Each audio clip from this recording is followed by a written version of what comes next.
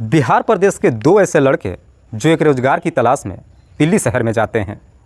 हालांकि वो चाहते तो दिल्ली शहर में उन्हें नौकरी मिल सकती थी, पर दोनों ने कम समय में ज़्यादा से ज़्यादा पैसा कमाने के लिए एक ऐसा शॉर्टकट तरीका अपनाया जिसकी वजह से वो हमेशा के लिए सलाखों के पीछे पहुंच गए। वाकई में दोस्तों, आज की जो कहानी है ये आपको भी सोचने और समझने पे मजबूर कर देने वाली है।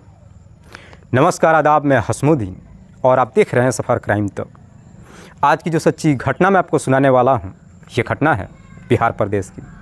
बिहार का एक शहर पड़ता है मुजफ्फरपुर, और इसी मुजफ्फरपुर शहर का रहने वाला है रामनाथ यादव। दरअसल रामनाथ यादव जो कई साल पहले एक रोज़गार की तलाश में दिल्ली शहर में आता है और फिर उसे एक प्राइवेट कंपनी में नौकरी मिल जाती है। नौकरी मिल जाने के बाद रामनाथ भी एक किराए का कमरा ले लेता है, फिर से बिहार में आता है और अपनी बीवी और बच्चों को भी साथ में लेकर दिल्ली चला जाता है। दरअसल रामनाथ के परिवार में उसकी पत्नी के अलावा 3 बच्चे हैं, जिसमें 2 बेटियां और 1 बेटा है। बेटे का नाम है सचिन, जिसकी उम्र है लगभग 21 साल, जो एक दुकान में काम करता है। सचिन की 2 साल पहले ही शादी हो चुकी है, जिसका एक 2 महीने का बेटा भी है। हालांकि सचिन का बेटा जब इस दुनिया में आता है, उसके बाद से रामनाथ के भी परिवार में खुशियों का माहौल छा जाता है, पर यह खुशी ज़्यादा दिनों तक नहीं टिक पाता है। बात कर रहा हूँ मैं 12 मई की सुबह के करीब 7 बजे के आसपास। दरअसल सचिन के नंबर पे एक फ़ोन आता है और बात करने के बाद वो अपने घर से बाहर निकलता है और एक बाइक पे बैठ कर के किसी लड़के के साथ चला जाता है। जब 2 घंटे का समय गुजरता है, सचिन जब वापस अपने घर पे नहीं आता है तो उसके पिता रामनाथ यादव अपने बेटे के नंबर पे फ़ोन करते हैं, पर अब सचिन का नंबर स्विच ऑफ बताने लगता है। रामनाथ को लगता है कि शायद उसके मोबाइल का बैटरी डाउन हो गया होगा, इसलिए मोबाइल बंद हो गया है। पर 2 घंटे के बाद फिर से दोबारा जब अपने बेटे के नंबर पे फ़ोन करते हैं, इस वक्त भी सचिन का नंबर स्विच ऑफ ही बताता है। रामनाथ को लगता है कि हो सकता है कि सचिन बाहर ही अपने दुकान पे काम करने के लिए चला गया होगा। इसीलिए रामनाथ जब उस दुकान पे फ़ोन करते हैं और दुकान के मालिक से सचिन के बारे में पूछताछ करते हैं, तो दुकान का मालिक रामनाथ को जवाब देते हुए कहता है कि दरअसल सचिन तो आज काम पर आया ही नहीं है। दुकान का मालिक जब इस तरह की बातें रामनाथ से कहता है, इसे सुनने के बाद रामनाथ एकदम से परेशान हो जाता है। दरअसल उसे समझ में नहीं आता है कि आखिरकार उसका बेटा चला कहाँ गया।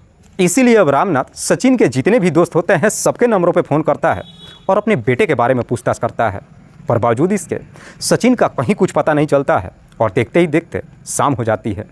उसके बाद से अब रामनाथ का पूरा परिवार सचिन को हर जगहों पर ढूंढना शुरू कर देते हैं।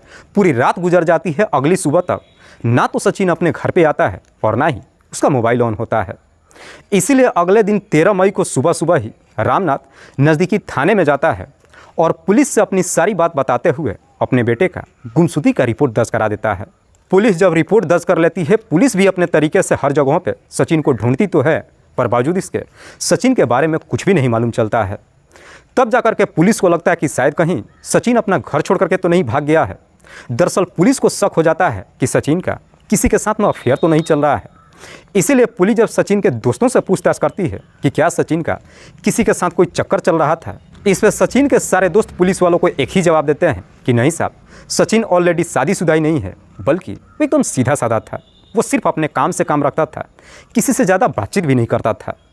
पुलिस इस एंगल से भी अपनी कोशिश कर लेती है। जब सचिन का कुछ पता नहीं चलता है, आखिरकार एरिया के तमाम थानों में भी पता करती है, पर किसी भी थाने से सचिन के बारे में कोई अपडेट नहीं मिलता है, जिसकी वजह से अब सचिन के परिवार के साथ साथ पुलिस भी परेशान हो जाती है।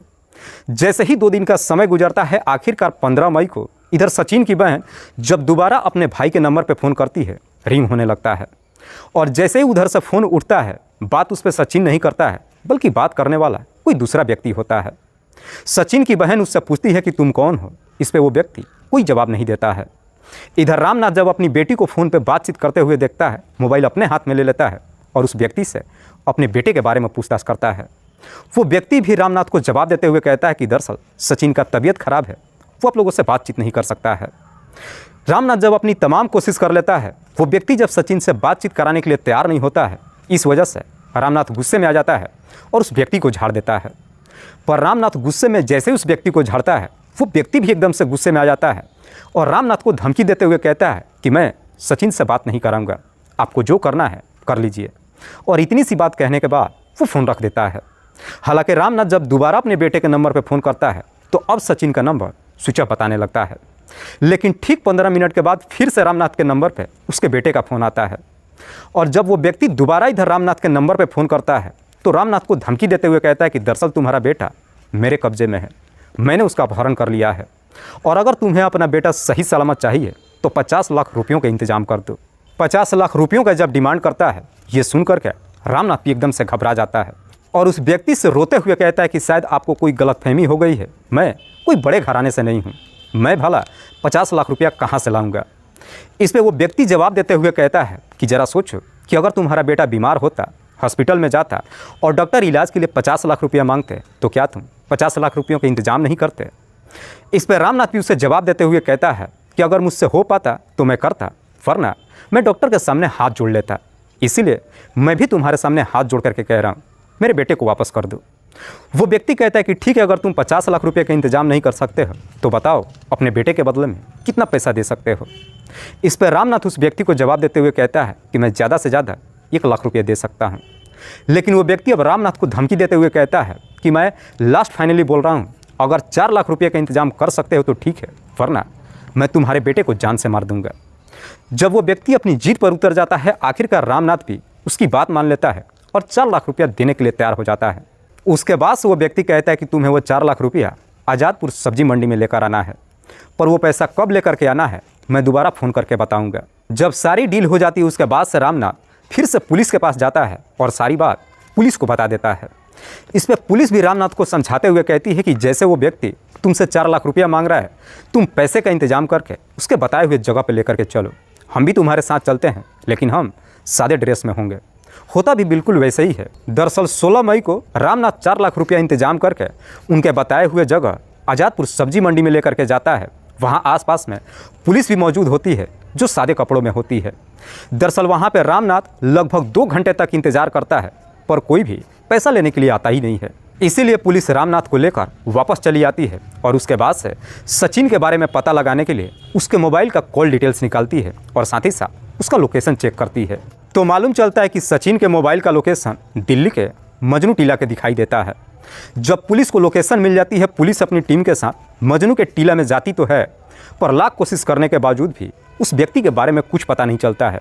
दरअसल अब उस व्यक्ति का लोकेशन हरियाणा का दिखाई देने लगता है। हालांकि पुलिस उसे पीछा करते हुए हरियाणा तक तो जाती है, लेकिन तब तक उस व्यक्ति का लोकेशन बिहार प्रदेश का दिखाई देने लगता है। पुलिस उस व्यक्ति का पीछा करते हुए बिहार भी जाती है और बिहार के एक इलाके से उस व्यक्ति को गिरफ्तार कर लेती है। पुलिस जब 20 मई को उस व्यक्ति को गिरफ्तार करती है और जब उससे उसका नाम पूछती है तो व्यक्ति अपना नाम भूषण कुमार सिंह बताता है, जिसकी उम्र लगभग 28 साल के आसपास है। पुलिस जब भूषण से सचिन के बारे में पूछताछ करती है तो भूषण पुलिस वालों को जवाब देता है कि साहब सचिन दिल्ली में है। लेकिन पुलिस जब भूषण से पूछती है कि सचिन दिल्ली में कहाँ पर है, इस पर भूषण पुलिस वालों को जवाब देता है कि साहब सचिन अब इस दुनिया में नहीं है, दरअसल मैंने उसकी हत्या कर दिया है और उसकी डेड बॉडी को अलग अलग करके मैंने एक नाले में फेंक दिया है। भूषण जब अपना जुर्म कबूल कर लेता है, उसके बाद से पुलिस उसे गिरफ्तार करने के बाद दिल्ली में लेकर आती है, कोर्ट में पेश करती है और फिर रिमांड में लेकर के उससे पूछताछ करती है कि आखिरकार तुमने सचिन की हत्या क्यों किया है। इस पर भूषण जब इस हत्या की पूरी कहानी बताता है तो वाकई में इसे सुनने के बाद खुद सचिन के भी परिवार वाले एकदम से दंग रह जाते हैं। दरअसल भूषण जो कि बिहार प्रदेश का रहने वाला है, लेकिन कुछ साल पहले एक नौकरी की तलाश में दिल्ली शहर में आता है। दिल्ली शहर में आता है तो अपने साले विकी को भी बुला लेता है और दोनों मिल करके कई जगहों पे प्राइवेट कंपनी में नौकरी तो करते हैं, लेकिन उन्हें ठीक ठाक आमदनी नहीं होती है। दरअसल दोनों पैसा तो कमाते हैं, लेकिन उनके शौक इतने काफ़ी बड़े होते हैं कि उन पैसों से उनका शौक पूरा ही नहीं हो पाता है। दरअसल दोनों को शराब पीने की ही आदत नहीं होती है, बल्कि अक्सर रेड लाइट एरिया में भी जाते हैं और जवान लड़कियों के ऊपर अपने सारे पैसे लुटाते हैं। लेकिन भूषण और विकी जिस दुकान में काम करते थे, एक दिन उसी दुकान में सचिन की भी नौकरी लग जाती है। सचिन जब उस दुकान में काम करने के लिए जाता है तो अपना काम इतने बेहतर तरीके से करता है कि मकान मालिक भी खुश होकर के वहाँ से भूषण और विकी को हमेशा के लिए निकाल देता है। जब दोनों नौकरी से बाहर निकल जाते हैं, दोनों को ये गलतफहमी हो जाता है कि सचिन की वजह से हमारी नौकरी चली गई। हालांकि दोनों जब वहाँ पे काम करते हैं, इस वजह से दोनों की ही सचिन से दोस्ती भी हो जाती है। काम छूट जाने के बाद भी अक्सर दोनों सचिन से बातचीत भी करते हैं। इधर सचिन के घर में जब उसका बेटा जन्म लेता है, अपने घर में एक पार्टी रखता है और उस पार्टी में अपने तमाम रिश्तेदारों के साथ साथ भूषण और विकी इन दोनों को भी बुलाता है। भूषण और विकी जब उस पार्टी में पहली बार सचिन के घर पे जाते हैं और सचिन के परिवार वालों को जब देखते हैं तो इन्हें लगता है कि शायद सचिन काफ़ी पैसा वाला है। चूँकि दोनों पहले से ही सचिन से खार खाए हुए थे, इसीलिए अब उससे बदला लेने के लिए एक प्लान बनाते हैं। भूषण और विकी जब अपने घर पे आते हैं सचिन से बदला लेने के लिए और उसे पैसा वसूलने के लिए एक योजना बनाते हैं। और इसी योजना के तहत 12 मई को सुबह के करीब 7 बजे के आसपास भूषण सचिन के नंबर पर फ़ोन करता है और उसके घर के बाहर बाइक लेकर पहुंच जाता है। इधर सचिन भी जब भूषण से फ़ोन पे बातचीत करता है, अपने परिवार वालों को बिना कुछ बताए घर से बाहर निकलता है और भूषण के बाइक के पीछे बैठ जाता है। उसके बाद से भूषण सचिन को लेकर के सीधे मजनू के टीला अपने किराए के कमरे पे चला जाता है। दरअसल भूषण अपने प्लान के तहत ये किराए का कमरा मात्र 2 दिन पहले ही लिया था। जब अपने कमरे पर लेकर के जाता है, उसके बाद से भूषण और विकी दोनों मिल करके कोल्ड ड्रिंक में कुछ नशे की गोलियां मिला करके सचिन को पिला देते हैं, जिसे पीने के बाद थोड़ी देर के बाद सचिन भी बेहोश हो जाता है।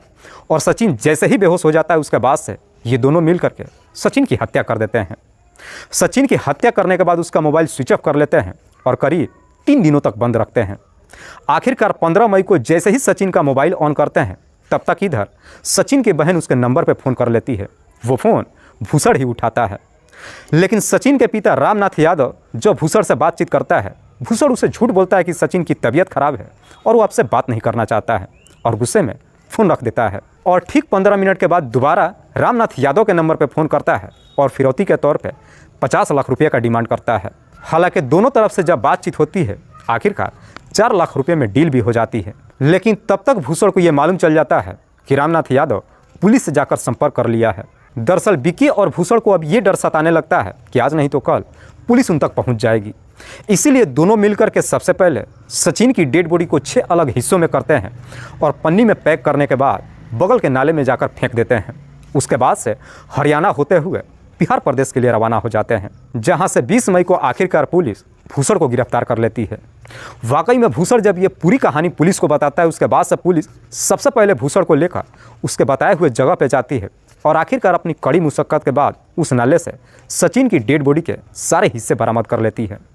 उसके बाद से पुलिस भूषण के तहरीर पर उसके साले विकी को भी गिरफ्तार कर लेती है। पुलिस जब इन दोनों को गिरफ्तार कर लेती है, उसके बाद से अगले दिन जिला अदालत में पेश करती है, जहाँ से इन दोनों को जेल भेज दिया जाता है। दोस्तों, इस पूरी घटना के बारे में आप क्या सोचते हैं? आप अपनी राय हमें कमेंट बॉक्स में ज़रूर दीजिएगा। जाते जाते मैं आपको बता दूं कि कुछ मेरे व्यूअर्स हैं जो रोज़ाना मेरे इस वीडियो को देखते ही नहीं हैं, बल्कि अपना कीमती समय निकाल कर मुझे अपना प्यार भी देते हैं। जिनमें से एक का नाम है सुनील कुमार बघेल। सुनील कुमार बघेल जो बलरामपुर चंडीगढ़ प्रदेश के रहने वाले हैं। दूसरे मेरे व्यूअर हैं सुंदर सिंह। सुंदर सिंह जो अलीगढ़ उत्तर प्रदेश के रहने वाले हैं। तीसरे मेरे व्यूअर हैं मंटू कुमार शाह। मंटू कुमार शाह जो जिला खगड़िया बिहार प्रदेश के रहने वाले हैं। चौथे मेरे व्यूअर हैं सलीम मोहम्मद। सलीम मोहम्मद जो जिला पाली राजस्थान प्रदेश के रहने वाले हैं। लास्ट मेरे व्यूअर हैं मोहम्मद इमरान। मोहम्मद इमरान जो कुवैत में रह कर के नौकरी करते हैं और वहीं से मेरी इस वीडियो को देखते हैं। मैं तमाम व्यूअर्स को तहे दिल से शुक्रिया अदा करता हूँ। कल फिर मिलते हैं एक और नई सच्ची घटना के साथ। तब तक के लिए जय हिंद, जय भारत।